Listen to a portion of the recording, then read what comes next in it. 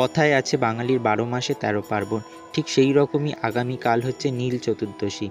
গ্রাম বাংলার বুকে এখনও কথিত রয়েছে ওই দিন বছরের প্রথম ফল অর্থাৎ আম মহাদেবকে নিবেদন করে তারপরই বাড়ির মা বউরা খান। অনেকে আবার মা গঙ্গার বুকে আম ভাসান।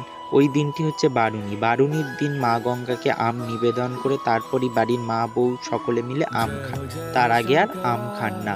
ধীরে ধীরে এই নিয়ম নীতিগুলি সমাজের বুক থেকে হারিয়ে যাচ্ছে। আমাদের জেনারেশনটাই হয়তো লাস্ট, পরের জেনারেশন হয়তো আর এই সমস্ত নিয়ম নীতি সম্পর্কে কোনো অভিজ্ঞতা থাকবে না। একটা সময় কি বলতো, যখন আমি ছোট ছিলাম তখন আমার মা, ঠাকুমা, পিসি সকলে মিলে দক্ষিণেশ্বর মন্দিরে যেত এই দিন। গঙ্গায় স্নান করে তারপর দক্ষিণেশ্বরে যে ১২টা শিবের মন্দির রয়েছে প্রতিটা মন্দিরে জল ঢালতো। আমিও যেতাম, খুব আনন্দ সহকারে যেতাম। মানে পকেট ভর্তি করে আমি প্যাকেট নিয়ে যেতাম, না জানি কত ফল নিয়ে আসবো। তখন ওই কটা ফল এনে কি আনন্দ যে পেতাম। এখন হয়তো পকেটে পয়সা রয়েছে, বাজার থেকে কিলো কিলো ফল কিনে আনি, সেই আনন্দটা আর পাই না।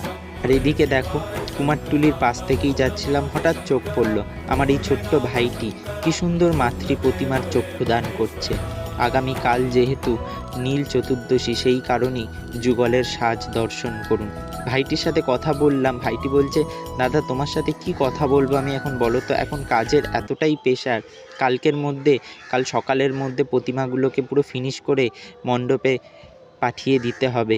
এখনও একটা প্রতিমারও চক্ষুদান হয়নি, প্রতিটা প্রতিমার চক্ষুদান হবে, সাজ হবে, আজকে সারা রাত জেগে আমাকে করতে হবে।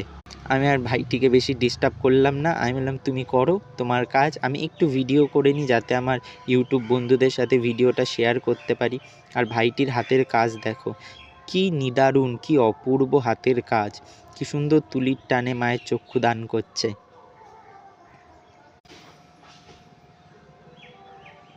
তো আজকের ভিডিওটা এই অবধি।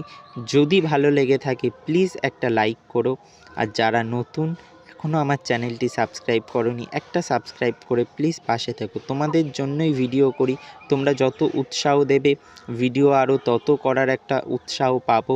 তো সকলে পাশে থেকো, একটু সাপোর্ট করো। তো চলো, টাটা সকলকে, সকলে ভালো থেকো, সুস্থ থেকো।